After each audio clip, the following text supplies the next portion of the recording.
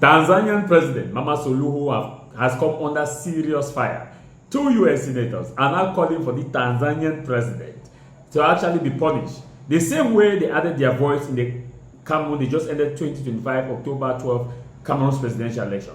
The head of the US Foreign Committee actually had indicated that Cameroon's election was full of irregularities, fraud, intimidation, and also that Cameroon's rights of oppositions were violated and that the election was not free and fair. It's the same way that these 2 US senators are now calling for the US government to actually see how they can sanction Tanzanian president. Remember, during the period of Tanzanian election, more than 3,000 people were killed and some are still missing. Some were actually buried in or thrown in the middle of the sea. Some have been buried in area in mass grave, according to information from opposition parties. The only thing that the Tanzanian president did not do on the eve and on the night of the election was to cease oxygen or to cut off oxygen.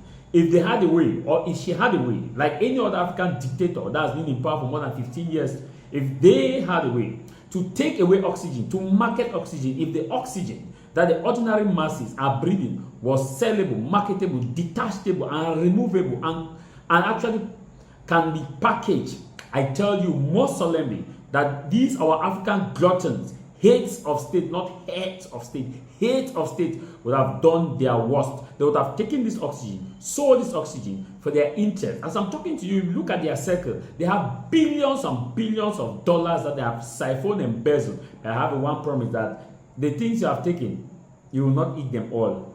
Vanity upon vanity. Now, I'll play this video so you see how US senators are actually agitating that this woman, Suluhu, be really sanctioned alongside all the other presidents who stole election, who carried it in a fraudulent manner, be arrested or be punished, and that there is need for the US to do more for democracy. And they are calling on Trump administration to actually do something. Now, beyond the borders, 2 ranking American senators have called out the Tanzanian government over its heavy-handed response to post-election protests, which led to unprecedented level of violence.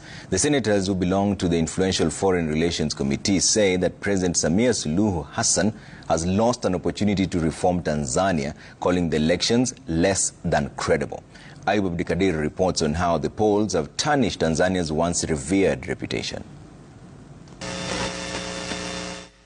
John Shaheen and Jim Risch, the chairperson of the committee, stated in their joint statement that the Tanzanian elections were marred by state-sponsored political repression, targeted abductions and manipulation. An election the 2 American senators said was well decided before October 29. President Suluhu's government, the 2 senators said, clamped down on protesters, leading to the death of hundreds, abduction and imprisonment of many, among them the main opposition party Chadema's leader Tundu Lissu, who is on trial for treason. According to the senators, Tanzania's ruling Chama cha Mapinduzi, Africa's longest ruling liberation party, has taken repressive and authoritarian turn, which they say possesses a regional threat, calling for reassessment of Washington's relations with Tanzania over the country's deepening democratic credentials. The ire by the American senators comes against the backdrop of the president naming her daughter as an assistant minister. Mimi Wanu Hafidh Amir naapa kwamba nitakuwa mwaminifu kwa mimi Mohamed Omar Mchengerwa and her son-in-law a minister, leading to intense criticism, however remaining unapologetic about events in the aftermath of the elections.